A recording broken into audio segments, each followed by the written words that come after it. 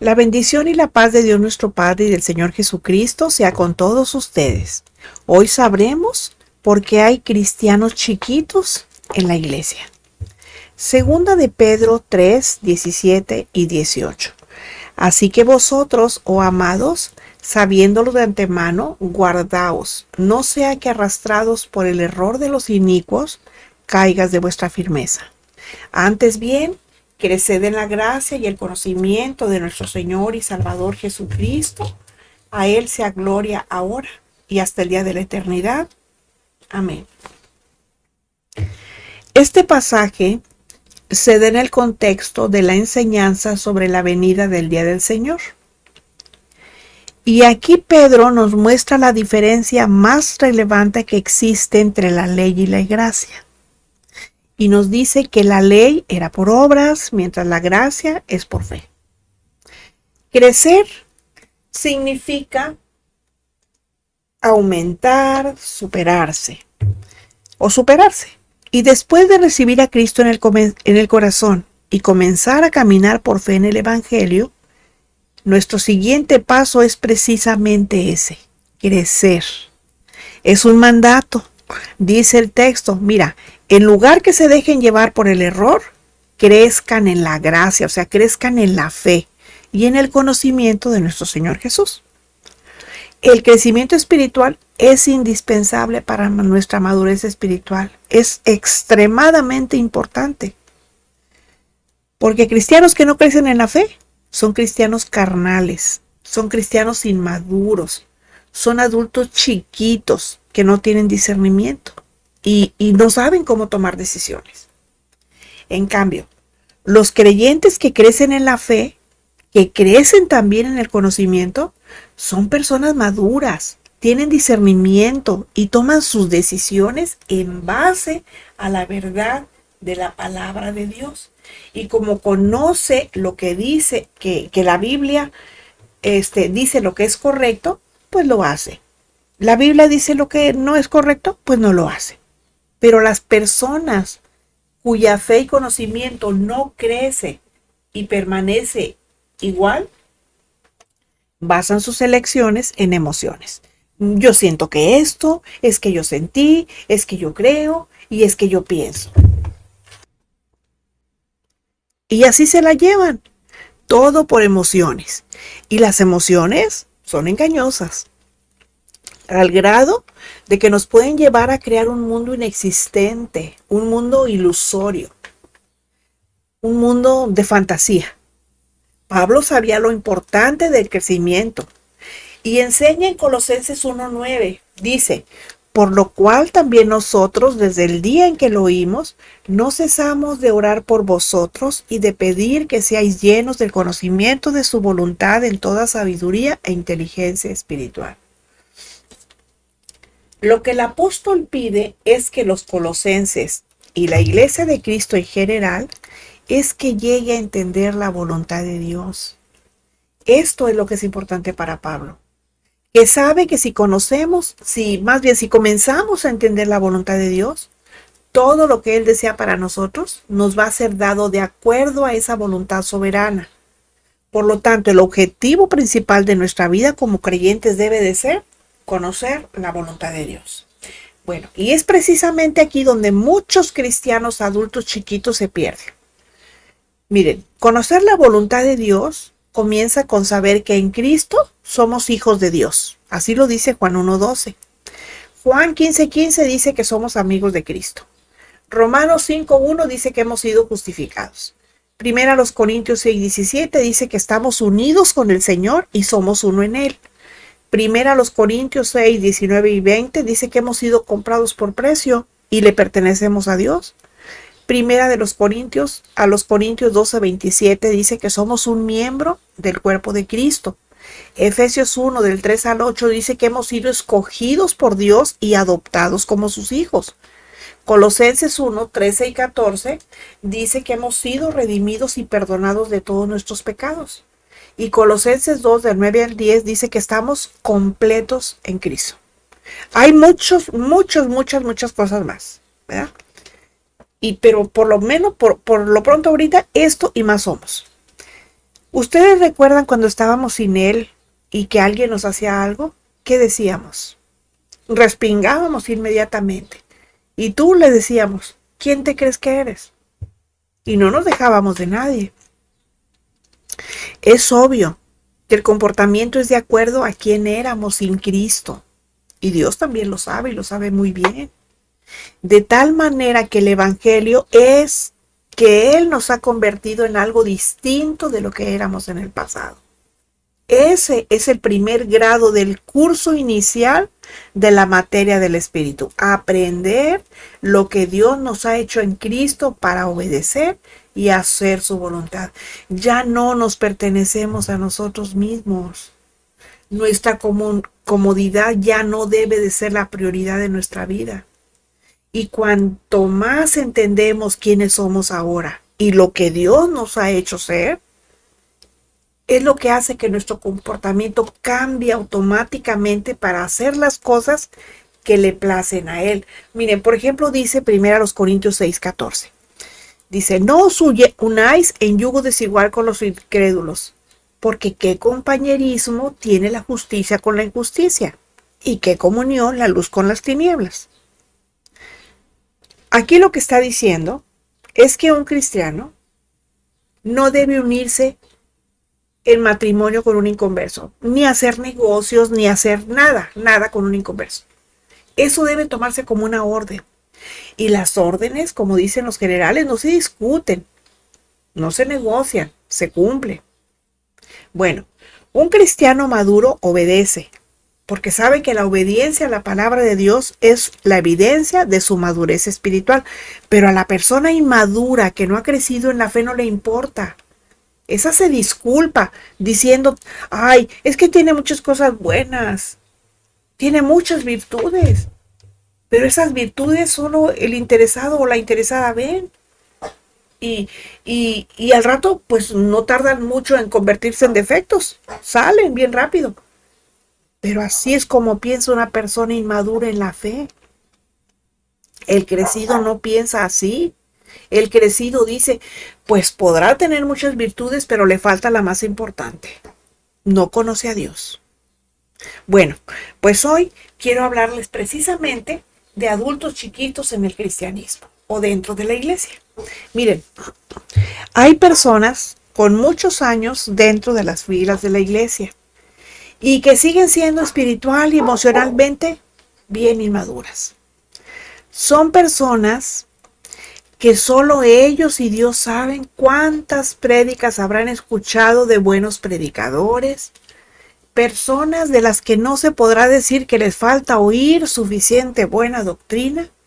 Quizás hasta se habrán sentado por décadas en las bancas mejor ubicadas o en las mismas bancas a escuchar los mejores manjares de las escrituras, pero siguen siendo las mismas personas.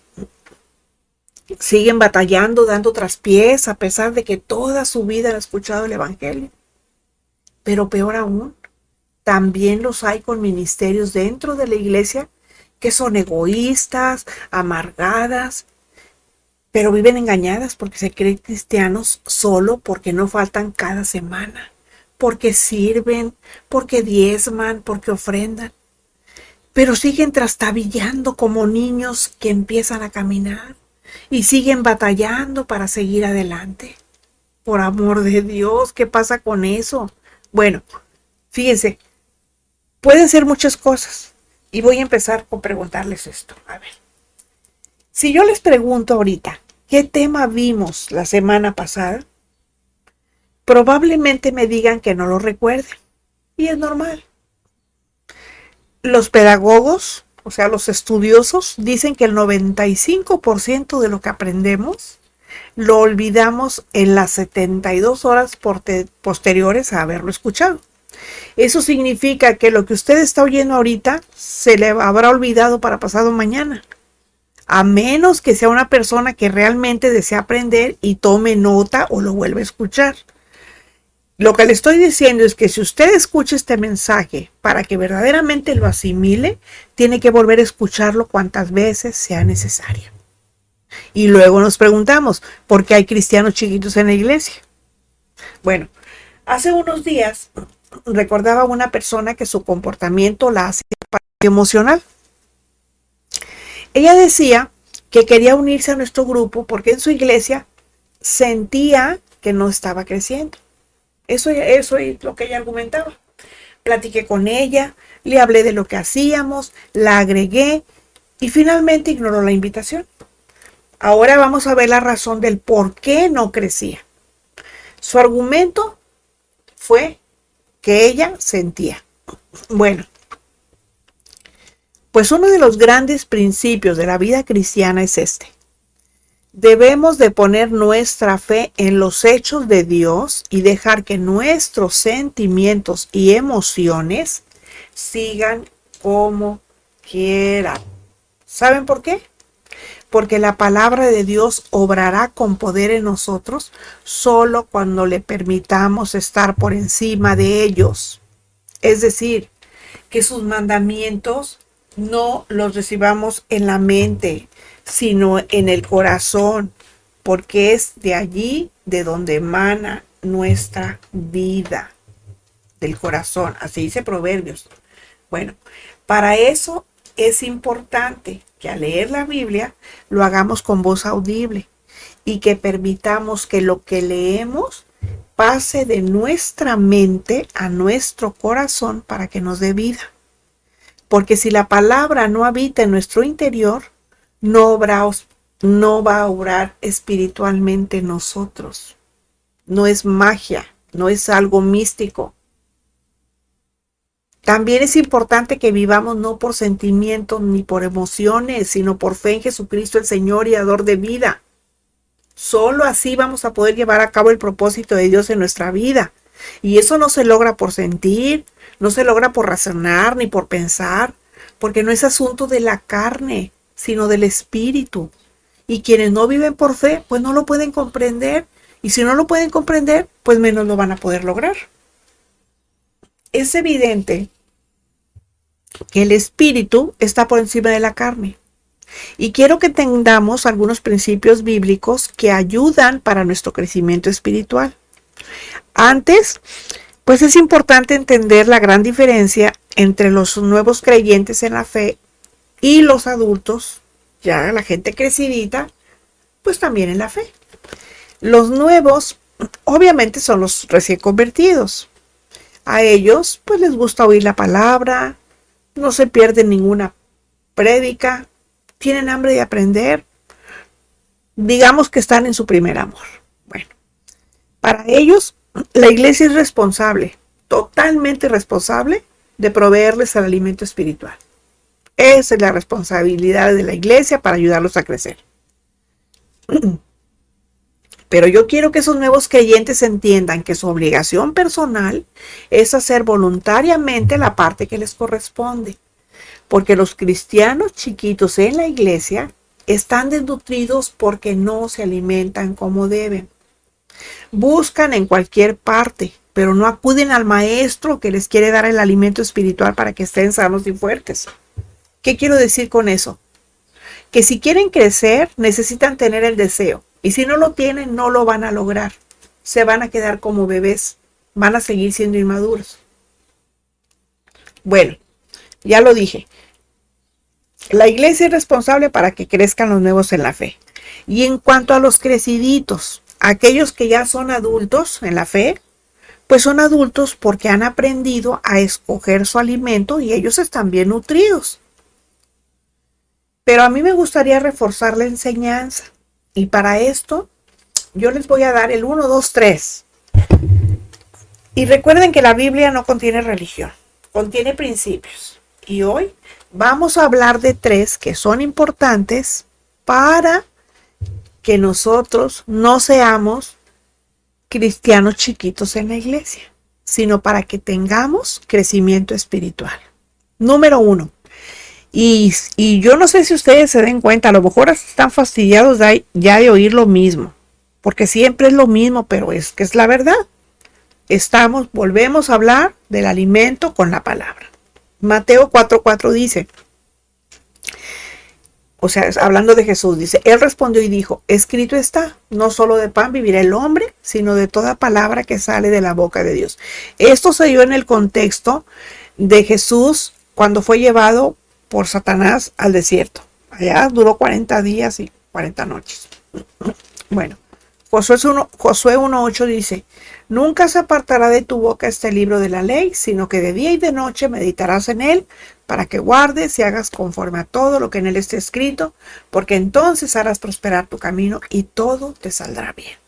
Fíjense, estos dos textos están en el contexto del Antiguo Testamento.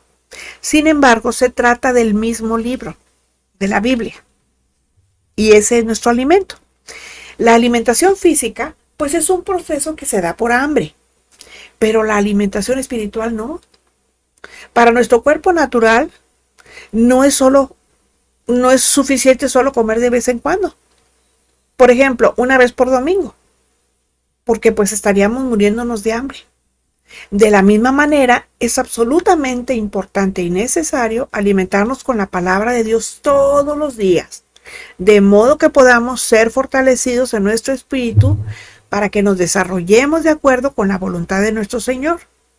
De lo contrario, pues pronto estaríamos desnutridos espiritualmente.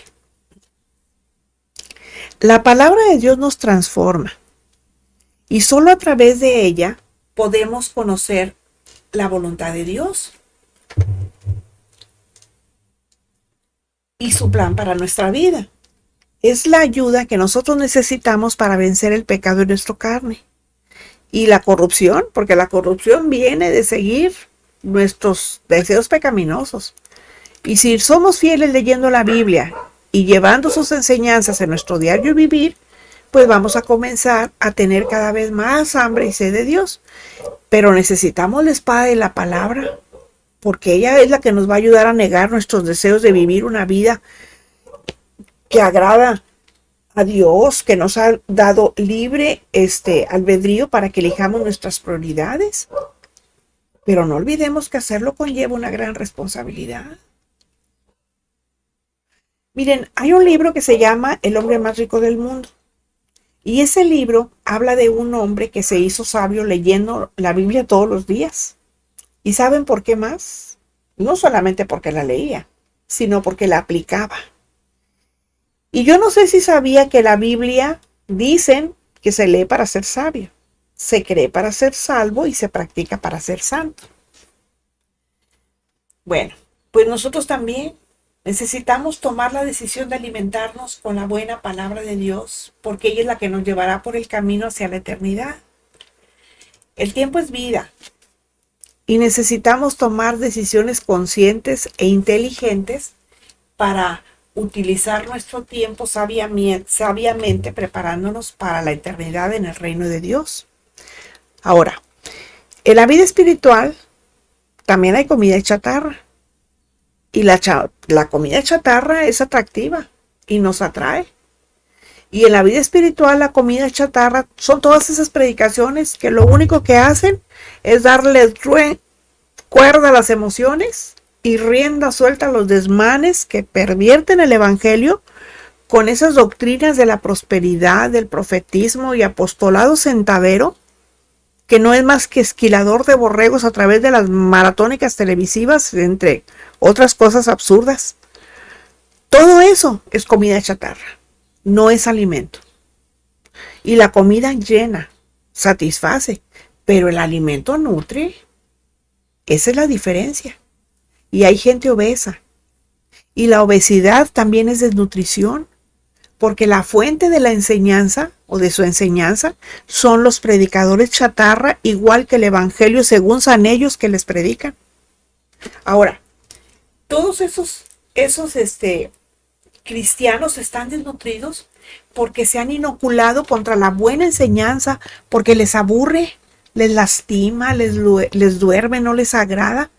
Y eso es entendible, porque cuando la enseñanza desnuda por completo y confronta con el pecado, no gusta, no se quiere, se rechaza, no se acepta, y hasta parece que estamos ante una generación de cristianos de cristal, porque es absurdo que se ofendan porque se les predica la verdad. pero aceptan con agrado cualquier cosa que no sea la palabra de Dios, solo porque sus maestros se las presentan como nuevas revelaciones, como si hubiese un nuevo evangelio. Y mire, si usted es de esos que escuchan a ese tipo de predicadores famosos, que por divertidos le caen bien a todo el mundo, aunque sean falsos, pregúntese a dónde lo han llevado con las mentiras que le han predicado. ¿Qué ha pasado con las expectativas que le han hecho que se forme con lo que le han enseñado? Y entienda que el evangelio verdadero duele y pocas veces agrada, porque no es para hacer sentir bien a nadie. Es para enseñar a cómo tener una vida que glorifique a Dios. Y un maestro verdadero no está para entretener y agradar a nadie, y menos para ponerse en contra de Dios. También les quiero sugerir algo. No vayan a la congregación el domingo a escuchar el mensaje que van a olvidar entre semana.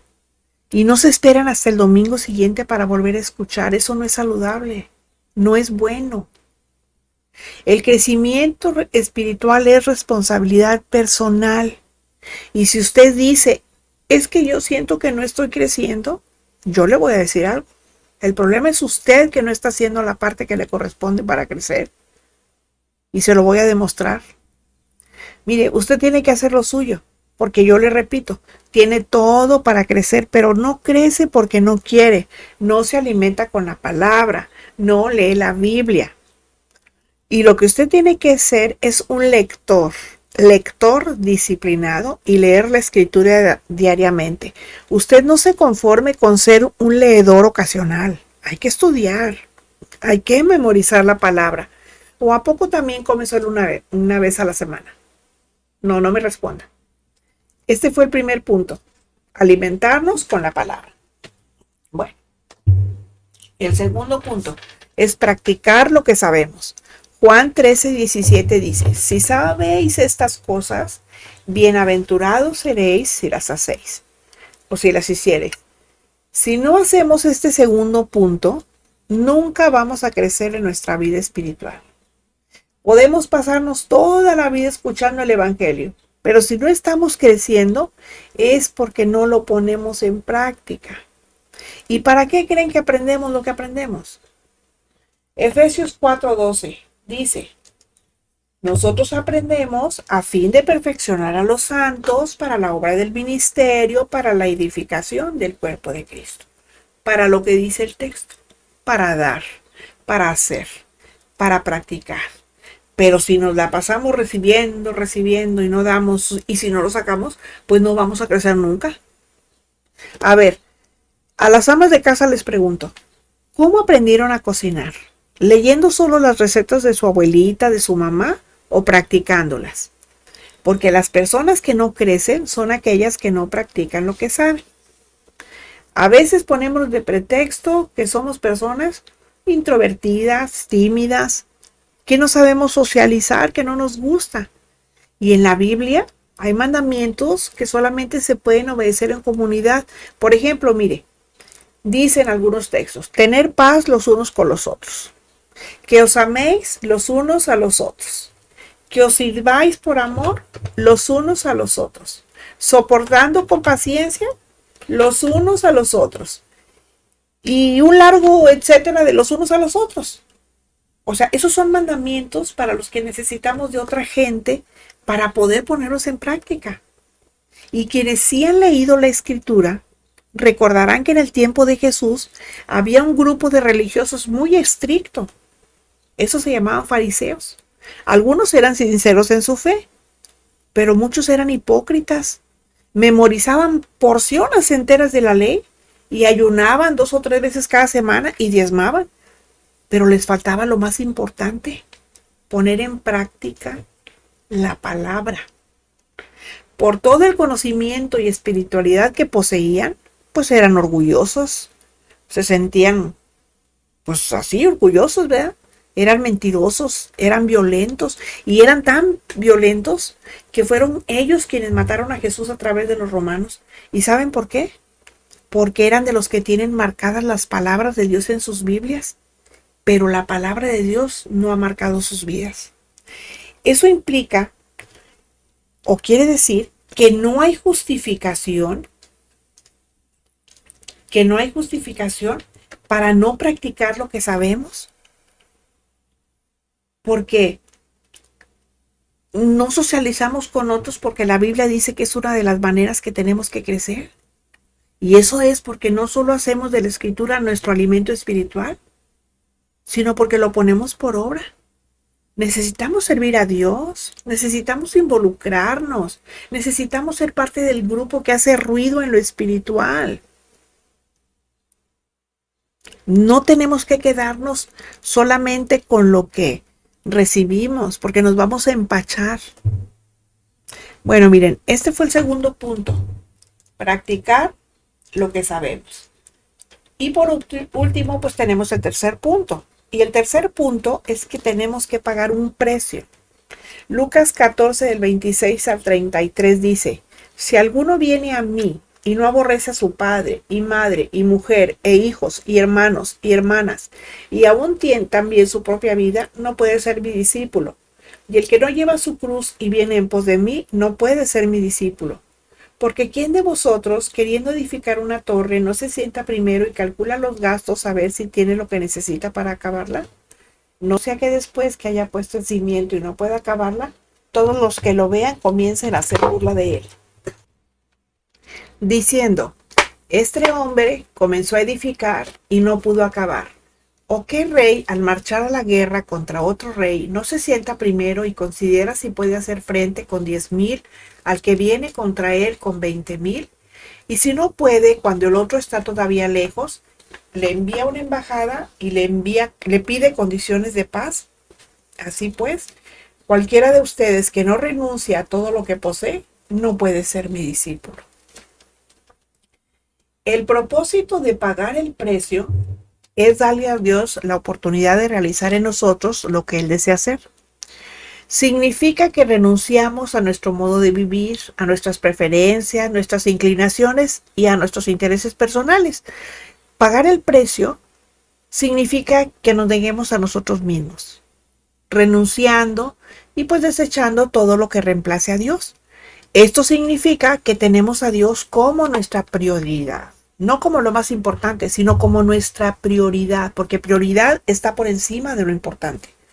Y si alguien cree en el Señor, pero no está dispuesto a pagar el precio, entonces su salvación pues consistirá en que el perdón de sus pecados y recibir la vida eterna. Pero eso ya ha sido preparado por Dios para nosotros.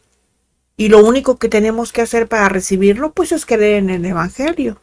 Y eso no es pagar el precio. Juan 21, 15 al 17 dice: cuando hubieron comido, Jesús dijo a Simón Pedro: Simón, hijo de Jonás, ¿me amas más que estos? Le respondió: sí, Señor, tú sabes que te amo. Él le dijo: apacienta mis corderos. Volvió a decirle la segunda vez: Simón, hijo de Jonás, ¿me amas? Pedro le respondió: sí, Señor, tú sabes que te amo. Le dijo: pastorea mis ovejas. Le dijo la tercera vez: Simón, hijo de Jonás, ¿me amas? Pedro se entristeció de que le dijese la tercera vez: ¿me amas? Y le respondió: Señor, tú lo sabes todo, tú sabes que te amo. Jesús le dijo: apacienta mis ovejas. De cierto te digo, cuando eras más joven te ceñías e ibas a donde querías. Mas cuando ya seas viejo, extenderás tus manos y te ceñirá otro, y te llevará a donde no quieras. Este pasaje, fíjense, a diferencia de los primeros 20 capítulos de Juan que hablan acerca de la fe, el 21, habla sobre el amor. Pedro y Juan no tenían dificultades en cuanto a la fe, pero si ellos no dejaban los barcos de pesca y las redes, si no dejaban su oficio como les pedía el Señor, pues no podrían ganar a Cristo. Y ganar a Cristo es sacrificarlo todo por Él. Así es ahora. Muchos creyentes mantienen su fe como lo que revela Juan 20. Pero ¿cuántos experimentan lo que enseña en el capítulo 21? Esas frases como ¿me amas más que estos? Y cuando ya seas viejo, indica que se requiere que paguemos un precio a fin de que Cristo tenga la oportunidad de llenarnos abundantemente. En el capítulo 20 de Juan, Pedro ya era salvo, pero interiormente no le había cedido mucho espacio a Cristo. O sea, no le había dado todas las llaves de su corazón, solo una parte. Había recibido la vida eterna abundante, pero Cristo no lo había llenado suficientemente, y no porque no pudiera, sino porque Él no se lo había permitido. Por eso el Señor le dijo en Juan 21:15, ¿me amas más que esto? Miren, para amar más al Señor, Pedro tenía que pagar un precio. Y si nosotros decimos que solo tenemos fe, no podemos decir que para nosotros el vivir es Cristo. No podemos conocer el poder de la resurrección de Cristo, ni tampoco podemos decir que Dios es quien realiza en nosotros tanto el querer como el hacer. Primera los Corintios 9:24-26 dice, ¿no sabes que los que corren en el estadio, todos a la verdad corren, pero uno solo se lleva el premio? Corre de tal manera que lo obtengas. O sea, no es suficiente solo con tener fe. Si fuera suficiente, no habría sido necesario que Pablo corriera la carrera. Filipenses 3:14 dice, prosigo a la meta, al premio del supremo llamamiento de Dios en Cristo Jesús. Tampoco había proseguido a fin de recibir la recompensa en el futuro. Eso es pagar el precio. Llegar al sacrificio por el Evangelio. Mostrar disposición para escucharlo y aprender, obteniendo el conocimiento de la voluntad de Dios, para saber cómo poner por obra su palabra. Si no lo hacemos, mostramos nuestro egoísmo al pensar solamente en nuestros intereses personales y no vamos a crecer espiritualmente. Porque escuchar la palabra a veces se toma como una actividad social y no porque exista un compromiso establecido, no delante de las personas, sino delante de Dios. Así no se puede crecer. No importa que se conozcan 400 versículos de memoria, porque no solamente es que se conozca, no solo es que se alimente con oír, hay que pagar el precio. Pero ¿qué pasa cuando se llega al precio? Al pago del precio, para hacer el sacrificio de poner a Dios antes de cualquier otra cosa, pues se anteponen miles de pretextos. ¿Y qué se está demostrando con eso? Pues que el Señor, no que no sea importante, ¿verdad? Pero por lo menos la prioridad no es. Porque no se quiere pagar el precio del crecimiento. ¿Y qué decimos después? Ay, no compartimos el Evangelio porque no lo entendemos. Pues así como. Efesios 5:15-17. Mirad pues que andéis con diligencia, no como necios, sino como sabios, redimiendo el tiempo, porque los días son malos. Por tanto, no seáis insensatos, sino entendidos de cuál sea la voluntad del Señor. ¿Y cuál es la voluntad del Señor? Antes bien, creced en la gracia y el conocimiento de nuestro Señor y Salvador Jesucristo. ¿Y saben qué? Esa es la voluntad de Dios. Y Dios tiene bendiciones que no da porque no hay crecimiento. Hebreos 5:12 dice, porque debiendo ser ya maestros después de tanto tiempo, tenéis necesidad de que se les vuelva a enseñar cuáles son los primeros rudimentos de las palabras de Dios y han llegado a ser tales que tienen necesidad de leche y no de alimento sólido. Así como tenemos que esperar a que un niño crezca y adquiera madurez para poder darle deberes que pueda cumplir, pues es igual con el pueblo de Dios. Él también quiere darnos responsabilidades, pero como a veces no hemos crecido, como no hemos madurado, no nos las da porque seguimos siendo niños. Eso es lo que el escritor de Hebreos dice de muchos de nosotros, que con el tiempo que tenemos en el Evangelio ya deberíamos de ser maestros. Qué tristeza ha de sentir el Señor Jesucristo y qué tristeza de los maestros cuando ve que los alumnos pues no crecen. Imagínense estar estar en primaria y no pasar del primer año. Por eso hay que procurar el crecimiento, pero para eso hay que alimentarse adecuadamente, hay que servir y pagar el precio. Dice Juan 15:5, yo soy la vid, ustedes los pámpanos. El que permanece en mí, yo en él, este lleva mucho fruto, porque separados de mí nada podéis hacer. Si una tierra es fértil, pues es obvio que va a dar muchos frutos y además de buena calidad. Bueno, pues nuestro Padre Celestial también desea que demos buenos frutos para que Él sea glorificado. Y va a ser glorificado precisamente en la abundancia de frutos, porque estamos obedeciendo, no a quien nos enseña la palabra, sino a lo que nos enseña su palabra. Para ponerlo fácil, yo diría que fruto es una vida cambiada, es una vida centrada en Cristo, una vida a la que hemos muerto a nosotros mismos para que Cristo viva a través de nosotros y donde nuestros deseos ya no importan tanto como hacer la voluntad de Dios. Una vida que busque complacer a Dios y no a nosotros mismos o a la gente. Una vida cuyo tema central y prioridad sea Dios. El crecimiento espiritual es un crecimiento en fe, es un crecimiento en amor, en conocimiento, en conducta, en Cristo, en gracia y en la palabra de Dios. Antes de ser cristianos, ninguna de estas gracias teníamos, pero ahora todos los creyentes del mundo las tenemos con la responsabilidad personal de crecer y abundar en fe. Crecer en la gracia de Dios, o sea, en fe, esa es la mejor evidencia de que poseemos la verdadera gracia, que es la salvación por fe. ¿Y cómo sabemos si estamos en la verdadera gracia? Bueno, pues lo sabemos porque Jesús lo dijo en Juan 6:63. Dice, las palabras que yo les he hablado son espíritu y son verdad. Y nosotros hemos creído esas palabras. Así que ya vimos que hay adultos chiquitos en la iglesia, porque crecer en la iglesia es responsabilidad de cada creyente y muchos no están verdaderamente comprometidos con la causa. En el Evangelio de la Gracia no hay motivadores, no hay programas preparados para que nadie sienta bonito. Hay palabra y a veces es muy dura, pero trae vida y trae crecimiento. El testimonio de ese crecimiento de nuestra fe comienza con honrar a Cristo en nuestro corazón, haciéndolo nuestra prioridad. Y mientras lo hacemos, a pesar de todo, Dios nos va a preparar y nos dará palabra suya para llevar a otros a los pies de Cristo. Crea por lo que lee en su propia Biblia. Le recomiendo que estudie, que escudriñe y que medite en la Escritura.